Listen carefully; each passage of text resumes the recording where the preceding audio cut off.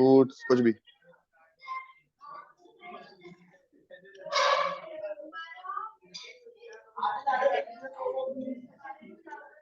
हाँ जी बच्चा पार्टी, आवाज आ रही है? चलो ग्रेविटेशन का ओवरव्यू लेना है ना। चलो तो ग्रेविटी पढ़ी है? किसने पढ़ी है वैसे? तुमने पढ़ी है? एक, साइंस में ही होती है ग्रेविटी। एक दो और। चलो बेसिकली, चलो तुम बताओ, हल्का सा बताओ, ग्रेविटी से क्या समझते हो? फोर्स, ठीक है। ठीक है, और अर्थ से लगती है खाली, और तुमसे लगती है क्या? तुम्हारे अंदर ग्रेविटी है, तुम अट्रैक्ट कर पाते हो किसी को? किया किसी को अट्रैक्ट? नहीं, मतलब अभी बात करें बढ़िया। अच्छा, तो ग्रेविटी एक तरह की फोर्स है, यस। पर फोर्स कितने टाइप की होती? दो टाइप की होती, जैसे? हाँ ठीक है, नॉन कांटेक्ट नॉन कांटेक्ट। चलो कांटेक्ट नॉन कांटेक्ट से शुरू करते हैं, ठीक है। तो थोड़ा थोड़ा अपन बात करते हैं। कांटेक्ट फोर्सेस वो हुई जिनको आपको कांटेक्ट में डायरेक्टली लाना पड़ेगा। कांटेक्ट फोर्सेस डायरेक्टली पुश और पुल में आती हैं, ठीक है। इसके एग्जांपल्स हो गए आपके मस्कुलर फोर्स। हमारी बॉडी चलते में, मूवमेंट करते समय मस्कुलर फोर्स लगाती है, ठीक है। फिर आते हैं नॉन कांटेक्ट फोर्स पे। नॉन कांटेक्ट फोर्स हुई जिसमें आपको डायरेक्ट कांटेक्ट की जरूरत नहीं है। पुश और पुल इसमें भी लगता है। डायरेक्ट कांटेक्ट की जरूरत कैसी फोर्सेस में नहीं होती है? Force of gravitation. कौन, तुम तो 9th क्लास में हो, याद आ रहा होगा। ये क्या चल रहा है? क्या? नहीं नहीं, तुम्हारे चैप्टर में नहीं है ये। नहीं, दूर दूर तक नहीं है, इसलिए मैंने पूछा याद आ रहा है कि नहीं आ रहा है। ये है 8वीं क्लास में, है ना। चलिए, तो कांटेक्ट नॉन कांटेक्ट है, ज्यादा एग्जांपल नहीं दे रहा हूं। ग्रेविटेशन फोर्स होती है, एक होती है इलेक्ट्रोस्टैटिक फोर्स, है ना। इलेक्ट्रोस्टैटिक में मतलब जैसे अगर कोई एम्बर, जानता है एम्बर? चलो एम्बर छोड़ो, सर्दियों का मौसम है, कंबल में पैर डालते चट से आवाज आती है, आती है, तो अपन को लगता करंट दौड़ गया। करंट नहीं है, इलेक्ट्रोस्टैटिक है। स्टैटिक चार्ज आया, कुछ सेकंड के लिए आया, वहीं के वहीं खत्म हुआ, हल्की सी रोशनी सी नजर आई और खत्म बात। तो वो इलेक्ट्रोस्टैटिक फोर्स है। अब अगर तुम टीवी के पास जाओगे, टीवी को ऑन करोगे, आपके बाल थोड़े से खड़े से होने लगेंगे, रोंगटे से बोलते हैं, गूजबम्स आने लग जाए। क्यों आने लगेंगे? इसके लिए आपको टीवी को टच करने की जरूरत थी क्या? नहीं थी, अपने आप ही होने लगा। दूर से हुआ तो नॉन कांटेक्ट हो गया। सिमिलरली ग्रेविटी भी एक नॉन कांटेक्ट फोर्स है। अब आओ ग्रेविटी के बारे में थोड़ी सी चर्चा करें, ठीक है। एक काम करेंगे, ये तुम्हारे खिलौना लाया हूं मैं, बॉल अपन उछालेंगे, अपने आप नीचे आनी है कि नहीं आनी? और अगर मैंने मान लो इस पंखे के ऊपर डाल दी, कोशिश कर, नहीं गई, पंखे के ऊपर डाल दी, तो फिर नीचे आएगी क्या? अभी हाथ को चीरते हुए नीचे आ जाएगी? नहीं, ठीक है। चलो पकड़ो भैया, लगेगी नहीं ऐसे, रुई की है। अरे यार, ला ला, तुमसे नहीं हो पाएगा, ला। यहाँ वापस से, लो पकड़ो। चलो ये तुमसे अच्छा कैच पकड़ती है, ला। ठीक है, तो ग्रेविटी बेसिकली चीज क्या है? ग्रेविटी है फोर्स ऑफ अट्रैक्शन। अब अट्रैक्शन जहां से मास ज्यादा होगा, वहां से ज्यादा होगा। ग्रेविटेशनल फोर्स हर एक ऑब्जेक्ट में है, जितने भी ऑब्जेक्ट यूनिवर्स में है, आप में भी है। इसलिए मैंने पूछा तुमने अट्रैक्ट किया गया, और उसको समझ में नहीं आया, क्या जवाब दूं मैं? अनकंफर्टेबल हो गया। एक्चुअली में अट्रैक्टिव फोर्सेस हर एक ऑब्जेक्ट में है। रेत का दाना होता है, ग्रेन ऑफ सैंड, क्या हुआ? अरे दौड़ेगा, टेढ़ा तो हो जाएगा। ओहो, लेन तो नहीं है ये।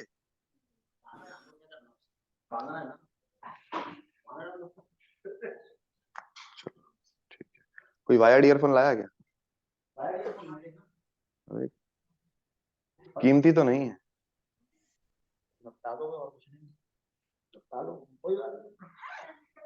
खर्चा करा दें सर का, बस ठीक है। आओ, चित्रकारी की जाए थोड़ी सी। ठीक है, अब यार इसका काम में लेते हैं।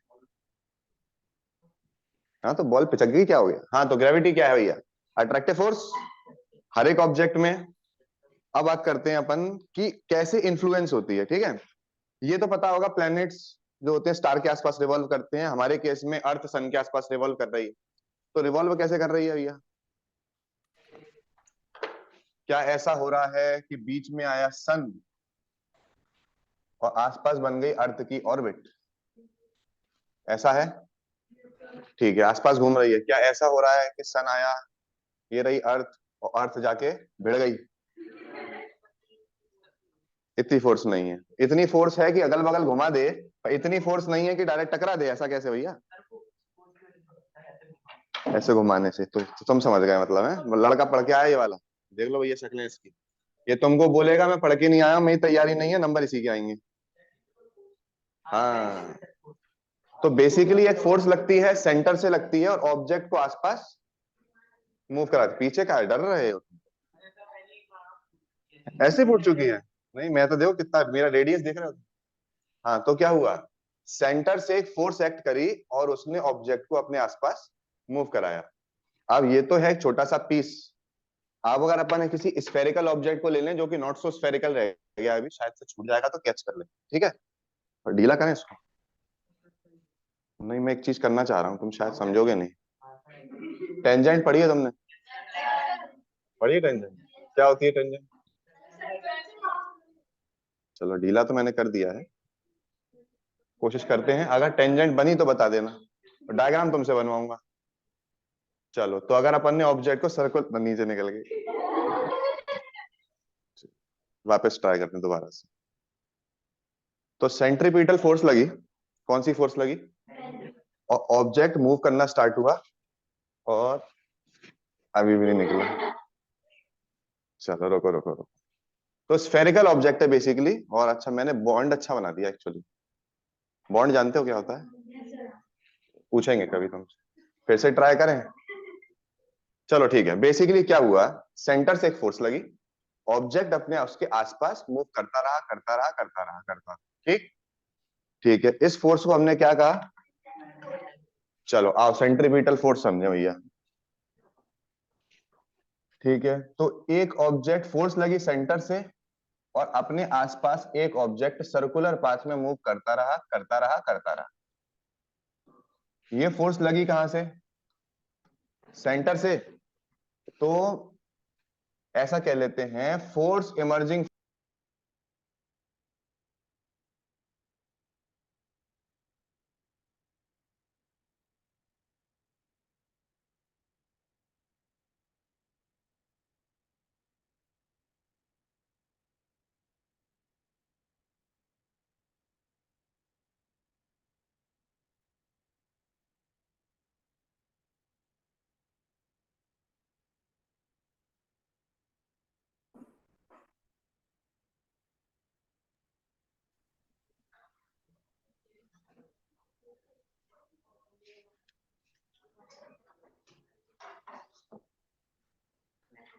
चलें, सबसे पहले लिखें फोर्स ऑफ ग्रेविटी।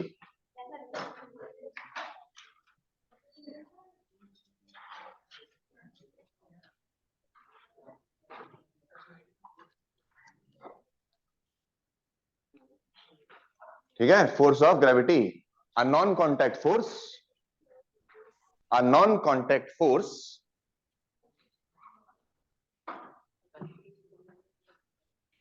अननोन लिख रहे हैं आप, a non contact force, a non-contact force that keeps an object moving, या that keeps an object attracting, moving नहीं, attracting,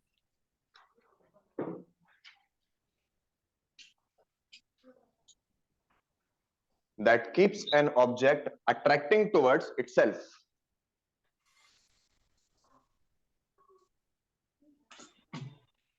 keeps an object attracting towards itself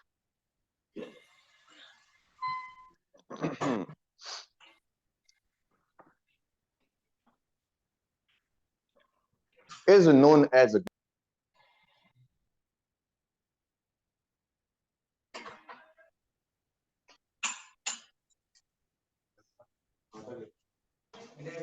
is known as gravity।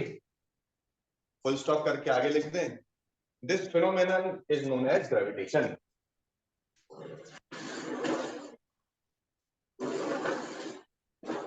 Non-contact force that keeps an object attracting towards itself is known as gravity. This phenomena is known as gravitation.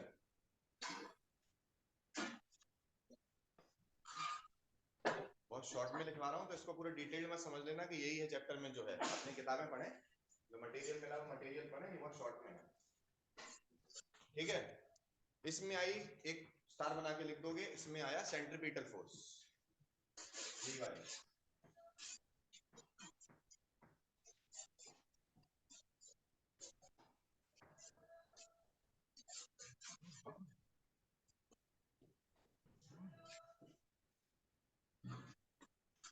ठीक है, तो अब आते हैं gravitation क्या कहता है, chapter पे वापस आते हैं अपन, ठीक है। इधर की बातें मौजूद। ग्रेविटेशन या चैप्टर जो आपका कहता है वो ये कहता है कि दुनिया के हर ऑब्जेक्ट में फोर्स ऑफ ग्रेविटी एग्जिस्ट करती है, लेकिन फोर्स ऑफ ग्रेविटी ऐसा नहीं है कि एग्जिस्ट करती है तो हर एक ऑब्जेक्ट दूसरे को अपनी तरफ खींच लेगा, खींचना चाहता है, खींच लेता है, लेकिन ऐसा जरूरी नहीं है कि मान लो कि मैं इसको और एक मतलब इसके पीछे वाले को, इसका साइज ज्यादा उसका साइज कम है, दोनों एक दूसरे को अट्रैक्ट कर सकते हैं, फोर्स एग्जिस्ट करेगी।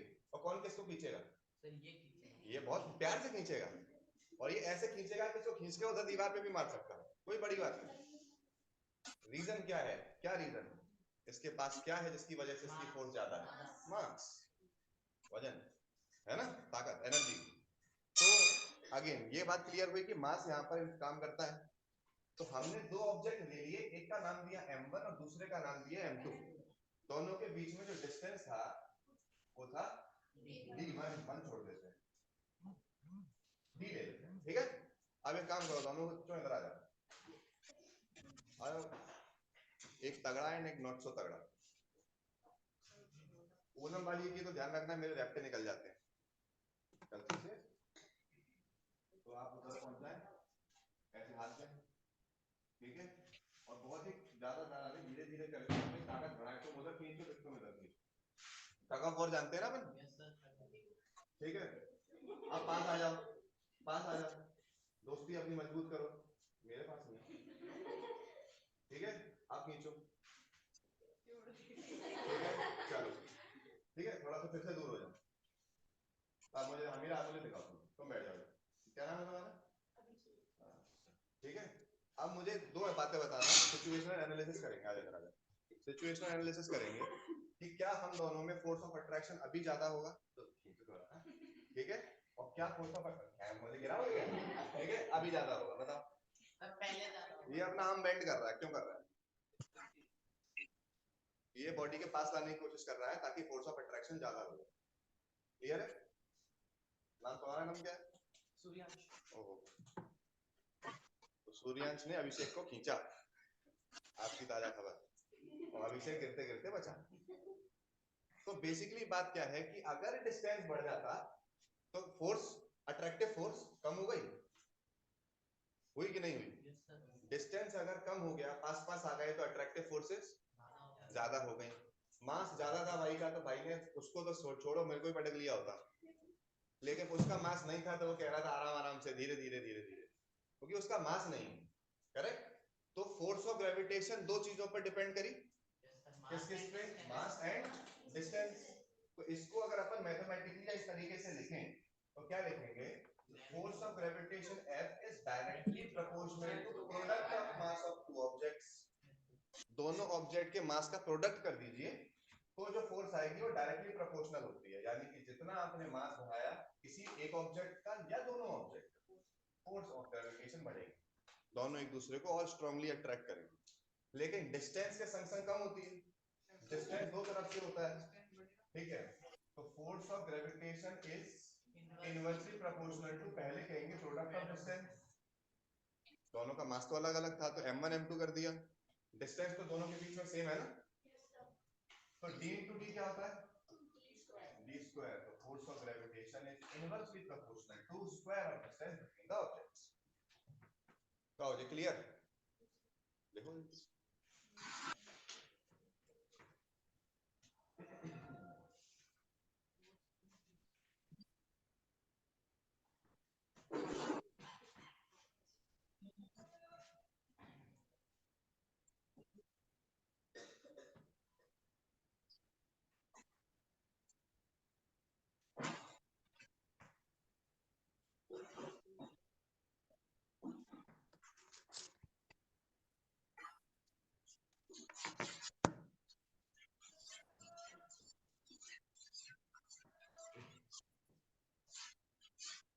छाप दिया, ठीक है। तो force of gravitation is directly proportional to product of mass of two objects, inversely proportional to square of distance between them. एक सेकंड के लिए हम डायरेक्टली प्रोपोर्शनल इनवर्सली प्रोपोर्शनल पे आते हैं। जिसको नहीं पता है, ये है प्रोपोर्शनल का साइन। प्रोपोर्शन अगर मैंने लिखा मान लीजिए x एंड y, अगर y की वैल्यू बढ़ेगी तो x की भी बढ़ेगी, इसको कहते हैं डायरेक्टली प्रोपोर्शनल। जितना आप एनर्जी कंज्यूम करेंगे आपकी बॉडी उतना ही ज्यादा वर्क करेगी, है ना। तो energy is directly proportional to work. लेकिन अगर मैंने लिखा x इनवर्सली प्रोपोर्शनल का मतलब साइन वही रहता है पर 1/में लिख देते, यानी y बढ़ेगा तो x कम होगा, नंबर ऑफ वर्कर्स ज्यादा होंगे तो काम जल्दी खत्म होगा, करेक्ट। एक इंसान अगर मान लो सिलाई कढ़ाई कर रहा है तो उसको 4 दिन लगेंगे, 2 मिलके करेंगे तो 8 दिन थोड़ी लगेंगे, 2 ही दिन लगेंगे। इनवर्सली प्रोपोर्शनल, तो इनवर्सली का मतलब एक वैल्यू बढ़ने से दूसरी कम हो जाए, और डायरेक्टली का मतलब एक बढ़ने से दूसरी भी बढ़े। मास अगर बढ़ता है तो फोर्स ऑफ ग्रेविटी बढ़ेगी, और डिस्टेंस अगर बढ़ता है तो force of gravity square times square कर दोगे तो कम हो जाएगा। क्लियर है इतनी कहानी? आओ जरा केस 1 केस 2 करें। तो इससे पहले ये दोनों बातें क्लियर, इन दोनों चीजों को अगर हम कंबाइन कर दें तो बनता है F proportional to m1 m2 upon v²। ठीक है, अभी भी प्रोपोर्शनल है, पर हमको एज यूजुअल तुम्हें पता है कि हमको घूम फिर के फॉर्मूला बनाना होता है। तो हमको एक फॉर्मूला दे दो, हम न्यूमेरिकल कर लेंगे, लेकिन वो फॉर्मूले की कहानी तुमको सुनानी पड़ी जरूरी थी। तो प्रोपोर्शनल से इक्वल करने के लिए चाहिए कांस्टेंट ऑफ प्रोपोर्शनैलिटी। यहाँ पे क्या हुआ? Constant of proportionality. सिर दर्द हो रहा तुम्हारा? सुबह उठते ही ऐसे बैठ जाते? हाँ, क्या है constant of proportionality? Capital G m1 m2 upon d²। तो कैपिटल G हुआ प्रोपोर्शनैलिटी कांस्टेंट। चलो, कौन बताएगा कि कांस्टेंट क्या होता है? जिसकी वैल्यू दी नहीं होती है, हाँ, जिसकी वैल्यू चेंज ना हो, जिसकी एक फिक्स्ड कांस्टेंट मतलब फिक्स, जिसकी फिक्स वैल्यू रहती है, तो इसकी भी कोई फिक्स वैल्यू होगी। तो प्रोपोर्शनैलिटी कांस्टेंट है, इसको कहते हैं यूनिवर्सल, नहीं इसको कहते हैं universal gravitational constant.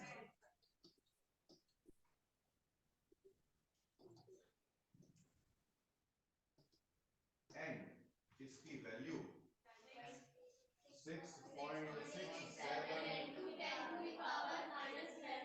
Newton metre square पर केजी स्क्वायर। चलो ये बताइए कैसे आया न्यूटन मीटर स्क्वायर पर केजी स्क्वायर। कौन ऐसा बेवकूफ होगा जिसने सोचा होगा इतनी बड़ी यूनिट है? वो बेवकूफ कौन था बताओ?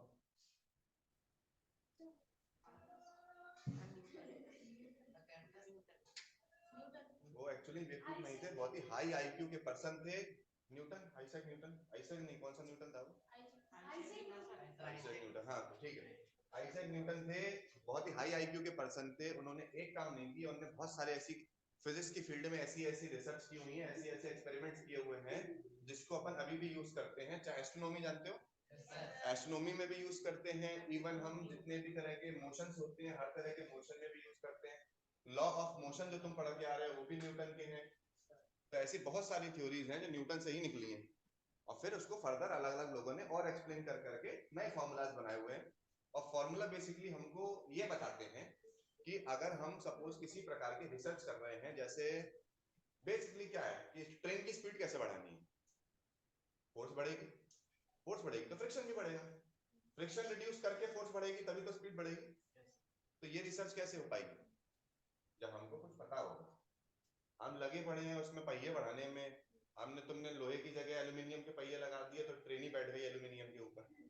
तो तब तक तुम्हें एलिमेंट्स की पता नहीं होगी, फिजिक्स नहीं पता होगी, तब तक तुम कैसे कुछ बना पाओगे? और तुम्हें लग रहा हो रट्टे दे दो, रट्टे दोगे तो काम खत्म तुम्हारा। ठीक है, तो ये हुआ तुम्हारा universal gravitational constant. Universal gravitational constant का सिंबल हुआ कैपिटल जी,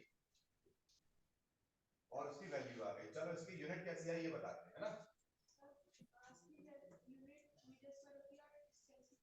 बिल्कुल, तो हमने क्या किया, उस फॉर्मूले से ट्रांसपोजिशन करना शुरू किया तो डिस्टेंस जो था वो मल्टीप्लाई में आया, वापस देखना जरा ध्यान से, F equal to G m1 m2 upon D square, divide का डी मल्टीप्लाई में आया और मल्टीप्लाई मास जो था ऊपर था, ऊपर से नीचे आ गया, राइट में बच गया सिर्फ कैपिटल जी। इन चीजों की यूनिट्स डालना शुरू कर दो। तो फोर्स की यूनिट बताएं, फोर्स की यूनिट हुई न्यूटन, डिस्टेंस की यूनिट मीटर, किलोमीटर कौन बोला, मीटर, ठीक है, और मीटर का स्क्वायर है तो मीटर स्क्वायर, अपॉन मास की यूनिट केजी, दो बार मास है तो KG into KG, KG square equal to newton metre square पर केजी। ऐसे ऐसा यूनिट्स बनती है, समझे?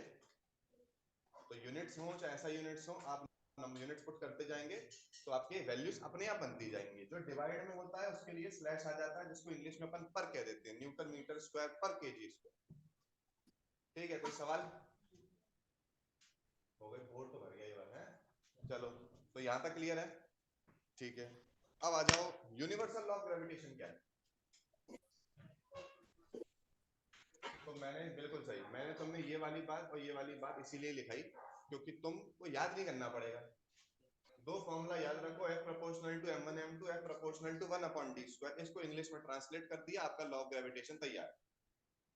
ठीक है, शुरू कैसे करना है? Force of gravitation between two objects is directly proportional to product of mass of two objects inversely proportional to square of distance between the objects, square of distance between them. Clear है? ये लिखा था क्या? लिख दो जरा, universal law of gravitation जो भी बताया था उसको लिख लेना आराम से, घर पे चाहो तो घर पे लिख।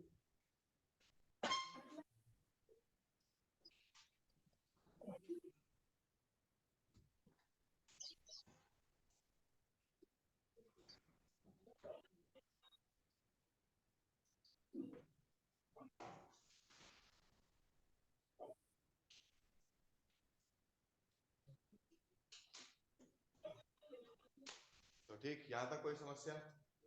ठीक है, अभी तक अपन ने क्या क्या पढ़ लिया? हमने पढ़ा फोर्स क्या है, ग्रेविटी क्या है, ग्रेविटी के बाद ग्रेविटेशन, पूरे फिनोमेना को ग्रेविटेशन कहते हैं। ग्रेविटेशन से निकले तो हमने पढ़ लिया centripetal force. Centripetal force object को अपने आसपास मूव करवाती है, ठीक है। फोर्स ऑफ ग्रेविटी ऑब्जेक्ट को अपनी तरफ अट्रैक्ट करती है। फर्क समझ में आ रहा है? दोनों सेम चीजें हैं, लेकिन सेंट्रीपिटल फोर्स अपने आसपास ऑब्जेक्ट को रिवॉल्व करवा रही है, सर्कुलर पाथ में घुमा रही है, लेकिन ग्रेविटी ऑब्जेक्ट को सीधा अपनी तरफ अट्रैक्ट कर रही है। तो अगर ऐसा कुछ होता है कि वो जो सेंट्रीपिटल फोर्स है वो लगना बंद हो जाती है, ठीक है, तो वो रस्सी वाला काम तो हो नहीं पाया, तो अपन ऐसे ही करते हैं। तो अगर अपन ने ये सेंट्रीपिटल फोर्स लग रही है मान लो मेरे शोल्डर से, तो कौन सी फोर्स है ये वाली? वैसे मस्कुलर फोर्स है ना, लगती जा रही है, लगती जा रही है, लगती जा रही है, सेंट्रीपिटल फोर्स लगना बंद हुई तो क्या हुआ? आगे निकल गई सीधी, और फिर बाद में ग्रेविटी की वजह से नीचे। तो हुआ कुछ यूं, शेप देते हैं,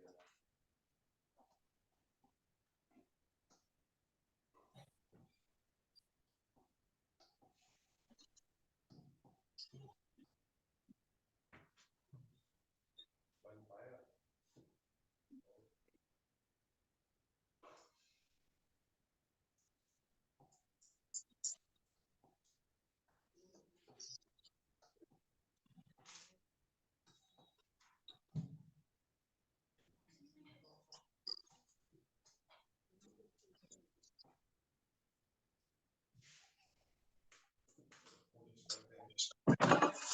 शेप का कलर इसमें कलर है, चलिए ठीक है, ये सॉफ्टवेयर क्या नया है, समझ गए समझ गए, आ गया आ गया। अरे मेरे को वाला सॉफ्टवेयर क्या बन गया बन गया बन गया बन गया, और कोई चाहिए क्या?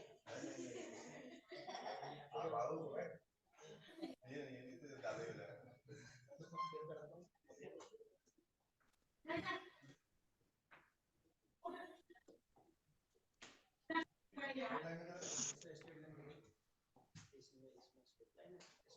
वीडियो ऑब्जेक्ट है, वीडियो ऑब्जेक्ट चाहिए।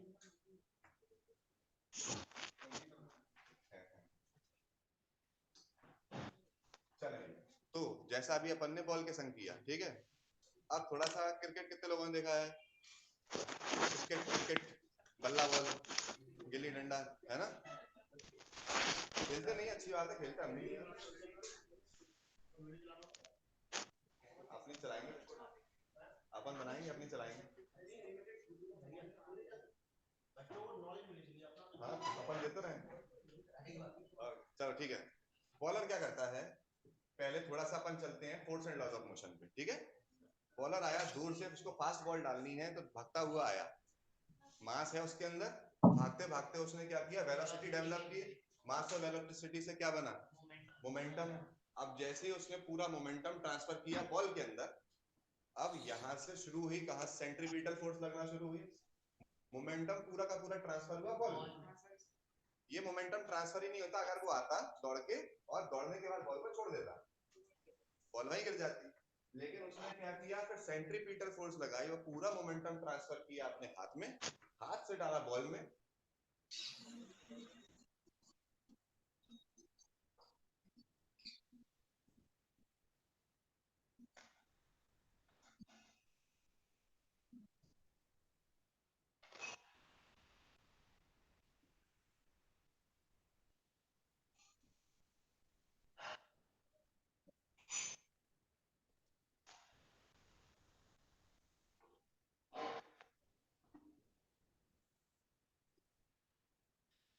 बना के लिखते हैं, पॉइंट है,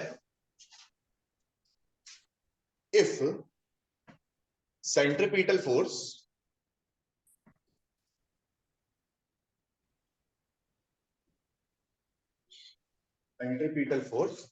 stops working, if centripetal force stops working, then the object attains a tangential path. Then the object attains tangential path and moves in a straight line. And moves in a straight line.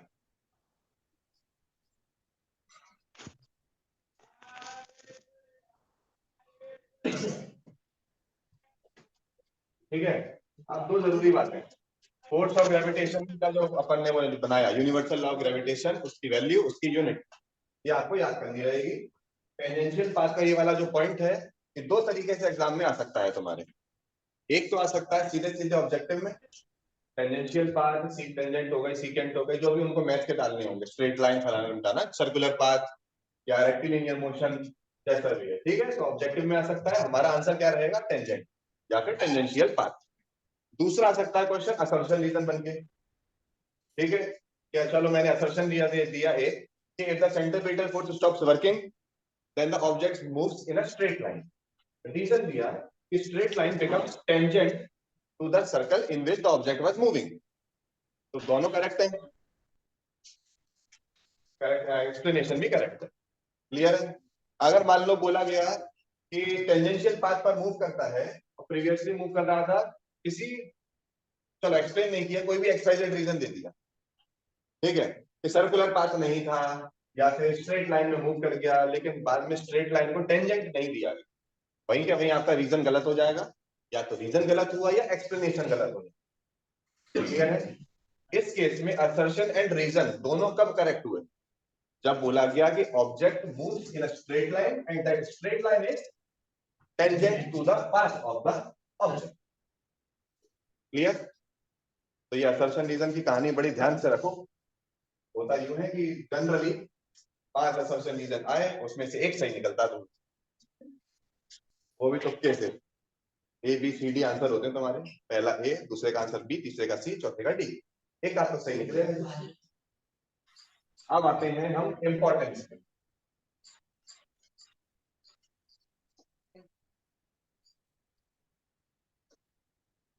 ये भी लिख देंगे अपन, importance of law of gravitation.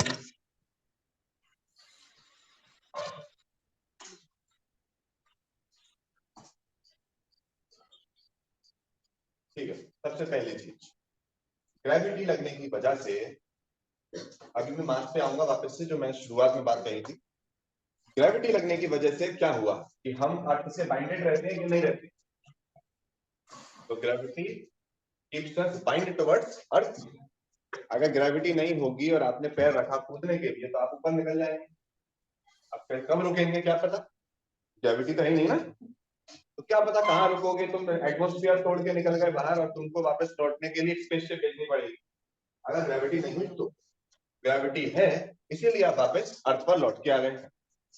दूसरा case पे आ जाओ, ये तो हुआ हमारे लिए, ठीक है। तो अगर एक ऑब्जेक्ट को अर्थ के ऊपर फेंका गया, when object is thrown upwards then it returns to the ground due to gravity, वापस ग्राउंड पर लौट के आएगा। बहुत सारे स्पोर्ट्स ग्रेविटी की वजह से पॉसिबल है, ठीक है। बेसबॉल बाई चांस अगर तुमने देखा हो, तो एक थ्रोअर जो होता है, तो पिच बोलते हैं, पिच करता है और वो बॉल जो होती है वो चाहता है ऐसे फेंक दो, सीधी स्ट्रेट लाइन, लेकिन वो जाती है ऐसे। एक हाथ है यहाँ और जो बल्ला घूम रहा है वो यहाँ घूम रहा है। रीजन क्या है? ग्रेविटी। क्योंकि बॉल फेंकी गई ऊपर से, लेकिन उसने हल्का हल्का सा कर्व बनाया, कर्व बनाया। और जिसको इस कर्व की जितनी अच्छी नॉलेज है, प्रैक्टिस से आता है, पढ़ पढ़ के नहीं आता है, वो स्पोर्ट्स है ना, प्रैक्टिस से आएगा। तो जिसको जितनी अच्छी प्रैक्टिस होगी वो उतना अच्छा प्रिडिक्ट कर पाएगा कि बॉल यहाँ आनी है, कि बॉल यहाँ आनी है, कि ऊपर निकल जाए। लेकिन अगर ग्रेविटी नहीं हुई, उसने फेंकी थी यहाँ, तो बॉल कहाँ जाएगी? सीधे कंसर्न दिशा में, कोई मतलब नहीं निकलेगा। तो फिर एक्चुअली में मोशन चेंज हो जाता है। तीसरा केस आता है, एक हुआ ऑब्जेक्ट यहीं पर, सॉरी, एक हुआ कि हमको बाइंड करके रखती है अर्थ पे। दूसरी एप्लीकेशन हुई, दूसरी एप्लीकेशन कौन सी बताई थी? तो ऑब्जेक्ट अगर ऊपर फेंका तो वापस नीचे आएगा। तीसरी एप्लीकेशन, पानी का अगर मूवमेंट देखा होगा तो उसमें वेव्स बनती हैं। क्यों बनती? हाँ, मैं ग्रेविटी चला रहा हूँ तो मून और अर्थ की वजह से चलती हैं। वेव्स बनती है हवा की वजह से। फंस गए? ठीक है, तो मून और अर्थ की वजह से क्या आता है पानी में? बताओ बताओ, पानी में ऐसा कौन सा फिनोमेना होता है जो अर्थ और मून के ग्रेविटी की वजह से होता है? टाइड्स। तो ये जो वेव्स हैं, ये जो करंट्स हैं, ये नॉर्मली अर्थ के मूवमेंट की वजह से होते हैं। दूसरा, विंड की वजह से होते हैं, हवा की वजह से होते हैं। हवा चलेगी तो अपर सरफेस के जो वाटर मॉलिक्यूल्स होते हैं उनमें डिस्टर्बेंस क्रिएट हुआ, और डिस्टर्बेंस लोअर मॉलिक्यूल में डिस्टर्बेंस क्रिएट नहीं हुआ। तो जिस तरफ की हवा चल रही है, वेव उसी तरफ जाएगी। अगर किसी बीच पे गए, आप समुद्र में गए, ओशियन के कॉर्नर पे गए, तो क्या होगा? वेव पहले मिट्टी की उसकी तरफ, वेव की तरफ आएगी, बीच पे आएगी, हवा आती है। दिन के समय पे पढ़ा होगा तुमने, दिन के समय पे हवा जो होती है समुद्र से जमीन की तरफ चलती है, सी टू द अर्थ। तो हवा आई तो हवा के संग संग वेव भी आई, पर वेव तो वापस लौटती भी है। लौट क्यों रही? लौट ग्रेविटी की वजह से रही, क्योंकि पानी का जो मास है वो पूरा का पूरा अंदर है। तो पहले तो बाहर गया, बाहर गया तो लौट के भी आ गया। तुम एक लोटा ले लो, आज ही कर लेना घर पे एक्टिविटी। चौड़ा सा एक कोई कटोरा ले लेना, ऐसा बड़ा सा, ठीक है, और उसमें हल्का सा, मतलब इतना सा 1 सेंटीमीटर छोड़ के पानी भर लेना। उसको जैसे ही आप हिलाओगे तो उसमें हल्की हल्की वेव्स बनने लगेंगी। हुक मार देना तो और अच्छी वेव्स बनेंगी। अल्ट्रा मोशन, स्लो मोशन में रिकॉर्ड कर लेना, मोबाइल छपते हैं आजकल, तो वेव्स रिकॉर्ड हो जाएंगी, आंखें नहीं देख पाएंगी, मोबाइल देख लेना। और जब तुम हिलाते हो तो वो पानी ना लौट के वापस अपने सेंटर पे आता है। वो सेंटर पे क्यों आ रहा है? उसको बोलते हैं बच्चों सेंटर ऑफ ग्रेविटी। अब सेंटर ऑफ ग्रेविटी जानते हो? तुम खड़े होते हो, अब मैं ऐसे करके खड़ा हूं, ये ज्यादा कंफर्टेबल पोजीशन है, या मैं ऐसे करके खड़ा हूं, ये ज्यादा कंफर्टेबल? ये मैंने सेंटर ऑफ ग्रेविटी चेंज कर दिया, तो मेरा जो लोअर बैक का जो पोर्शन है उसमें बैलेंस बिगड़ेगा, बैलेंस बिगड़ेगा तो ओवरऑल जो स्टेबिलिटी है वो चेंज हो जाएगी। बट सिमिलरली पानी को आपने लेफ्ट राइट हटाया, वो वापस अपने सेंटर ऑफ ग्रेविटी पे आया, जहां से उसका पूरा ग्रेविटेशन काम कर रहा है। अब आओ टाइड पे। पता होगा कि तो किसी किसी केस में, जैसे एक अमावस्या सुनी, अमावस्या, अमावस्या दिखता ही नहीं, तो कोई कोई ऐसे फेजेस आते हैं, अमावस्या पूर्णिमा छोड़ते हैं, कोई कोई फेजेस ऐसे आते हैं जब मून अर्थ के काफी पास आ जाता है, ठीक है, साइज बड़ा दिखता है हमको, काफी इजीली विजिबल होता है। जब मून अर्थ के पास आया, यहाँ पे हम अभी वाटर का जो बात है, ये तो पता होगा आपको, बोले नहीं पता बताना। अगर मैं अभी गोल के हिसाब से तुम्हें बता रहा हूँ, अगर तुम गोल के हिसाब से ना समझ पाओ तो अपन इसको फिर चक्कर में समझाएं। ऐसे और चक्की है, कार्टून मुंह को ही बना सकते हैं वैसे, कार्टून की बातें बना सकते हैं। तो मून आया जैसे अर्थ के पास में, ये वाटर के मॉलिक्यूल्स अट्रैक्ट होने लगे। मॉलिक्यूल्स अट्रैक्ट होंगे तो ये जाना चाहेंगे कहां पर, ऊपर उठना चाहेंगे, मून की तरफ जाना चाहेंगे, जाएंगे। लेकिन मास कौन का ज्यादा है, अर्थ का कि मून का? अर्थ का मास ज्यादा है। पानी चला लेकिन मास ज्यादा है अर्थ का। अर्थ ने कहा कहां चला, वापस आ। तो हेंस पानी की पहले वेव होती है ऐसे, और जैसे अर्थ ने अपना दिखाया काम दोबारा से कि ग्रेविटी तो अर्थ की वैसे भी थी, मून आया उसने झटका दिया, लेकिन वो झटका वापस 2 मिनट के लिए शांत पड़, ठीक है। कभी कभी ये जो काम होता है, कभी बनाते हैं टाइड, टाइड आया ऐसा, कभी कभी एकदम से ऊपर चला गया, ठीक है। तो अगर 6 से 9 मीटर के आसपास आया तो उसको कहेंगे लो टाइड। 9 मीटर से ऊपर गया तो हाई टाइड। टाइडल एनर्जी के बारे में जानते हो? टाइडल एनर्जी नहीं जानते? अरे पानी नीचे गिरेगा तो काइनेटिक एनर्जी नहीं होगी इसके अंदर। चलो कोई बात नहीं बेटा, हर क्लास को अच्छे से पढ़ा करो, है ऐसा नहीं 9th में आ रहा है आप पढ़ेंगे, 10th में आ रहा है आप पढ़ेंगे। बहुत सारी छोटी छोटी बातें में गलती से कभी कभी ऐसा हो जाए कि ये टाइड जो है ऐसे आसमान चीर के ऊपर निकल जाए, बहुत ही ज्यादा ऊंचा चला जाए, लगभग 45 से 50 मीटर ऊंची वेव बन जाए, उसको क्या कहो? हाई टाइड, बहुत हाई टाइड, उसको कहोगे सुनामी। तो occurrence of high tide and low tide are also due to gravitation. लेकिन applications of gravitation लिख दिया था ना topic number 1, force that binds us towards the earth.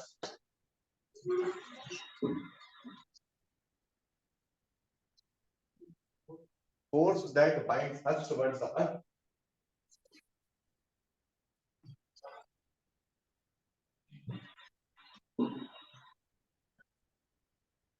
Number 2, motion of moon around the earth.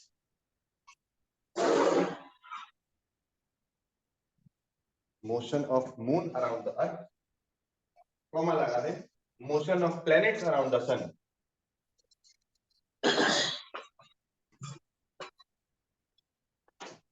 Motion of planets around the sun.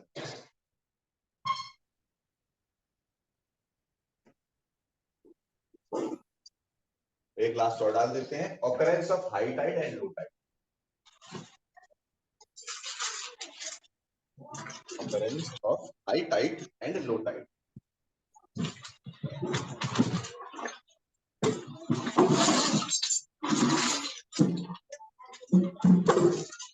चलो कोई समस्या, कोई doubt नहीं है? तो चलो एक सवाल का जवाब दें, हाथ खड़े करें सारे एक साथ जवाब ना दें। तो हमने कहा an apple, earth attract the apple but do the apple attract the earth? बताएं बताएं, करती अट्रैक्ट वाई? और तो फिर अगर एप्पल भी अर्थ को अट्रैक्ट करता है तो अर्थ उचक के एप्पल को टच क्यों नहीं करती, एप्पल करके अर्थ को टच क्यों करता है? तो जो मेरा शुरुआत वाली लाइन थी वो यहाँ प्रूव हो गई इस क्वेश्चन के आंसर से कि every object in the universe has some amount of force of gravity, but it depends on the mass of the individual object. जिसका मास ज्यादा होगा वो दूसरे ऑब्जेक्ट को अपनी तरफ पुल कर पाए। क्लियर इतनी बात? इसीलिए अर्थ को सन अट्रैक्ट कर पाता है पर मून को अर्थ अट्रैक्ट कर पाती है। मून को सन भी अट्रैक्ट कर रहा है पर सन से तो अर्थ अट्रैक्ट हो ही रही है, एक चेन बन गई है। उस चेन ऑफ इवेंट्स को हम क्या बोलते हैं? Solar system. सन है, उसने सारे प्लैनेट्स को अट्रैक्ट किया, प्लैनेट अपने संग संग में अपने छुटवैयों को भी संग में लेके चले जा रहा है, ठीक है। तो में से कोई एक अभी बड़े हो जाओगे, तुम 10वीं या 10वीं 11वीं में आओगे, एग्जाम देने जाओगे, आउट ऑफ टाउन जाओगे XYZ, तो तुम अपने साथ किसी को अट्रैक्ट करके लेके जाओगे, अपने 2-4 दोस्त होंगे तुम्हारे, नहीं मैं तो दे ही रहा हूँ, तू भी दे दे, बिना पढ़े दे दे, कम से कम 7 देने को हो जाए, घूम जाएंगे। तो क्या हुआ, एग्जाम ने आपको अट्रैक्ट किया, आपने अपने दोस्तों को अट्रैक्ट किया, तो चेन ऑफ इवेंट बन गया, आपने भी सिस्टम बना दिया। होता है, हम भी जाते थे। ठीक है, तो high tide low tide clear? क्या मेरा करते हैं बात, ठीक है। तो बताओ केपलर लॉ ऑफ मोशन पे चले? ठीक है,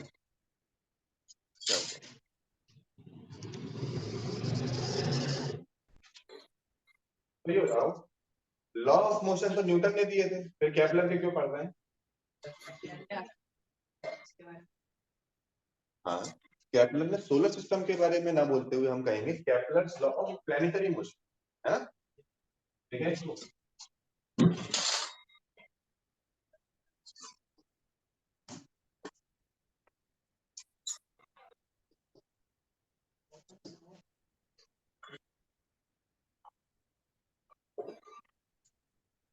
ठीक है।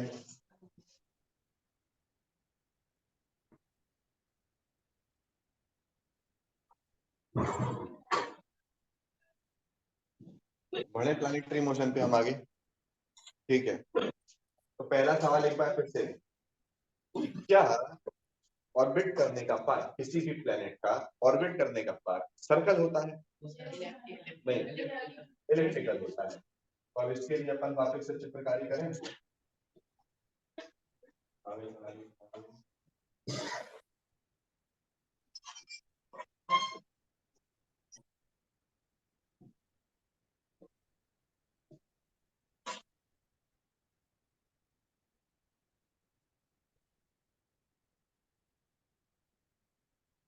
इसको क्या कहते हैं?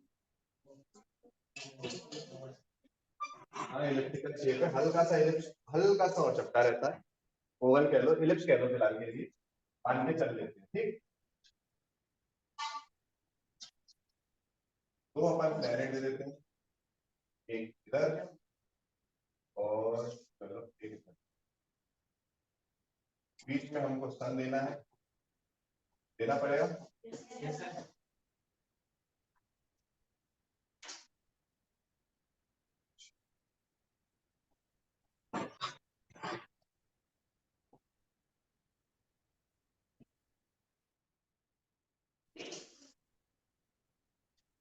चलो पहले इलिप्स नाम का एक शेप पढ़ा जाए, क्या होता है, ठीक है। सर्कल के बारे में तुम जानते हो कि एक सेंटर होता है सर्कल का, ऐसे ही इलिप्स के दो फोकस होते हैं, तो सेंटर बोलने की जगह फोकस बोलेंगे, और फोकस का प्लूरल होता है फोकाई। रेडियस का प्लूरल, बस वही कहानी है, ठीक है। तो पहला लॉ क्या आया केपलर का, the shape of the orbit of the planet is an ellipse in which sun is at one of the foci। तो प्लेनेट जो ऑर्बिट कर रहा है, अपना पाथ चला रहा है किसी सन के आसपास, वो जो शेप है वो इलिप्स शेप है। इलिप्स के दो फोकस होते हैं, उनमें से एक फोकस पर सन है, तो प्लेनेट मूव करता जाता है। अब इस बेसिस पे दो पोजीशंस आती हैं, एक पोजीशन आई जहां पर प्लेनेट सन से सबसे ज्यादा दूर है, डिस्टेंस बढ़ा तो फोर्स ऑफ ग्रेविटी कम हो गई, अब ग्रेविटी की फोर्स कम हो गई, ये वाला जो मोशन होता है यहाँ से लेके यहाँ तक के पास होगा किसको, स्लो हो जाएगा, और पास पहुंच गया तो इस बात में कॉपी के ऊपर दूसरा शब्द लिखेंगे आप, पेरिहिलियन, हिलियन, और ये पढ़ के आएंगे, ठीक है। तो इनके बारे में सवाल जवाब करेंगे फिर अपन, तभी मिलेंगे, अभी आगे,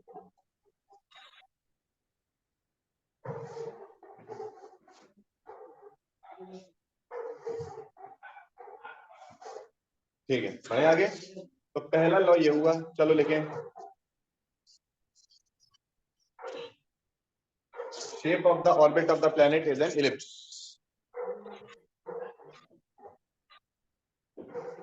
Shape of the orbit of a planet is an ellipse।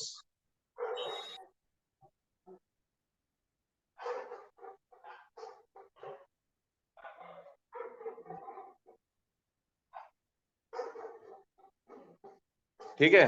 दूसरा, अब जो मैंने पेरिहिलियन एपिलियन बताया था, ये तो मीनिंग, वर्ड मीनिंग तो तुम घर पे सर्च करोगे या गूगल सर्च करेंगे। तो प्लेनेट अलग अलग डिस्टेंसेस पर होता है एज कंपेयर टू द सन या फिर स्टार जो बीच में है ना। तो डिस्टेंस अलग अलग होंगे, तो एक अपन लाइन बना देते हैं। एक ये डिस्टेंस है, ये ज्यादा है, ये वाला डिस्टेंस कम है, फिर ये बीच बीच से डिस्टेंस होते हैं।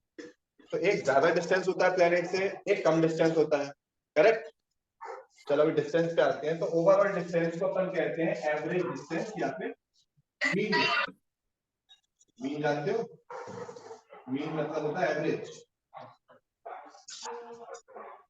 क्रिकेट खेलोगे, एक इनिंग में 50 बनाओगे, एक इनिंग में 40 बनाओगे, एवरेज कितना आएगा?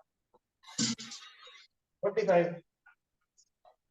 ठीक है। तो डिस्टेंस अलग अलग है, एक डिस्टेंस नहीं है, बट ओवरऑल डिस्टेंस का हम एवरेज मान के कहते हैं मीन डिस्टेंस। क्लियर इतनी बात? फिर ऑर्बिट करने में जो पूरा टोटल मिलाकर टाइम लगता है उसको क्या बोलेंगे? Orbital time period. Orbital time period मतलब कि पूरी ऑर्बिट कंप्लीट करने में कितना समय लगा। मीन डिस्टेंस को हम कह देंगे आर और ऑर्बिटल टाइम पीरियड को कह देंगे टी। अभी दूसरा मैं बताता हूं। तीसरा लॉ ये है, a cube of mean distance is directly proportional to square of orbital time period t। Mean distance मतलब अलग अलग डिस्टेंसेस हैं, तो एवरेज निकाला, मीन डिस्टेंस आया। टोटल ऑर्बिट करने में जितना टाइम लगा उसको क्या कहा? T, orbital time period T. तो cube of mean distance is directly proportional to square of orbital time T. जब हमने ट्रांसपोज किया तो बना R cube upon T square. Clear? इसके इक्वल टू में क्या देंगे? कुछ तो देना पड़ेगा। इसके इक्वल टू में आएगा एक कांस्टेंट, प्रोपोर्शनैलिटी कांस्टेंट। याद आया कुछ? हर प्रोपोर्शनैलिटी को इक्वल करने के लिए अपन एक प्रोपोर्शनैलिटी कांस्टेंट ले लेते हैं। तो मैंने शॉर्ट में लिख दिया R cube upon T square equals to K. और यहाँ पर के का जो मतलब है वो है केपलर्स कांस्टेंट। आगे जाके जब आप थोड़े से और बड़े हो जाएंगे तो केपलर्स कांस्टेंट भी यूज करेंगे। केपलर्स कांस्टेंट यूज क्यों होगा? एस्ट्रोनॉमिकल साइन समझने के लिए। मान लो तुम में से किसी को एस्ट्रोनॉट बनना है और नील आर्मस्ट्रांग बनना है, मून पे पैर रखना है, मून पे छलांग लगा के सीधे सन पे पहुंचना है, तो केपलर कांस्टेंट की जरूरत पड़ेगी। नहीं पहुंचोगे वो बात अलग है, पर तुम तो बच्चे हो, कुछ भी सोच सकते हो। ठीक है, तो यहाँ हुए केपलर कांस्टेंट। अब आ जाते हैं दूसरे लॉ। अब ठीक है, तो पहले ही ये बताया था मैंने। तो ऐसे में एक इमेजिनरी लाइन ड्रॉ करिए प्लेनेट के बीच में और सन के बीच में। ठीक है, इमेजिनरी लाइन ड्रॉ करिए प्लेनेट और सन के बीच। थोड़ा डिस्कशन कम करो, इधर ध्यान। ठीक, तो प्लेनेट और सन के बीच में एक लाइन ड्रॉ करिए। मान लिया ड्रॉ की। घर पे या तो आप खुद करें या कोई करता हुआ है तो उसको नोटिस करें कि जब वो आगे बढ़ता है, झाड़ू मारते हैं, तो क्या करते हैं? स्वीपिंग साइड मोशन होता है। ठीक है, तो प्लेनेट अगर यहां से यहां गया तो इमेजिनरी लाइन से झाड़ू मारता हुआ गया, स्वीप करता हुआ गया। ठीक है, तो imaginary line drawn from planet to the sun sweeps equal area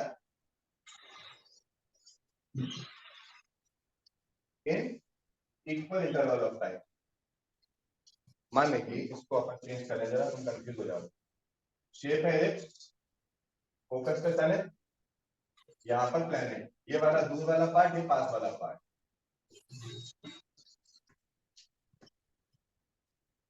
तो अगर प्लेनेट सन के पास होगा तो तेज भागेगा, प्लेनेट सन से दूर होगा तो धीरे भागेगा। लेकिन जो एरिया वो लाइन कवर करेगी वो एरिया इक्वल होगा। Imaginary line sweeps equal area in equal interval of time. ठीक है, लिखें। तीसरा लिख लिया था क्या? तो दूसरा लिख लो पहले। Imaginary line, imaginary line drawn from planet to the sun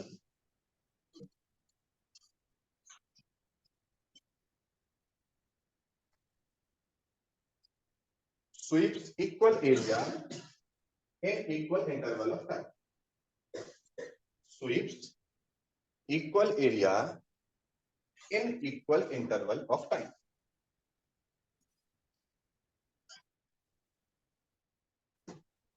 clear?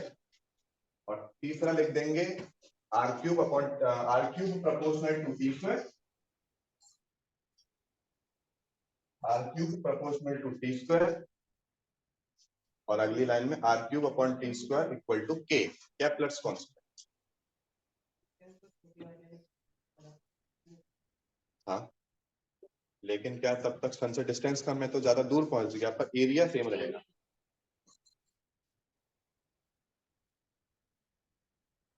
ठीक है, ये केप्लर कांस्टेंट तक क्लियर है? अब ये काम और आप करेंगे, यहाँ तक कोई डाउट तो नहीं वो तो बताना, भी ऐसे कोई क्वेश्चन तो किया नहीं है तो ठीक है। Kepler's law of planetary motion तक तुम्हारा टॉपिक हो गया है कंप्लीट।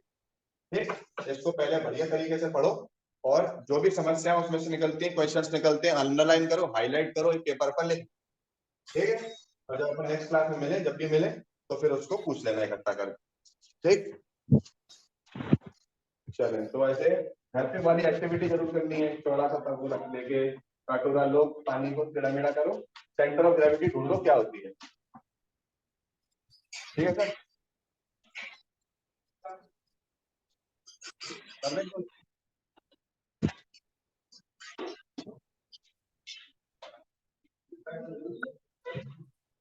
एंड करना है, एंड कर दो।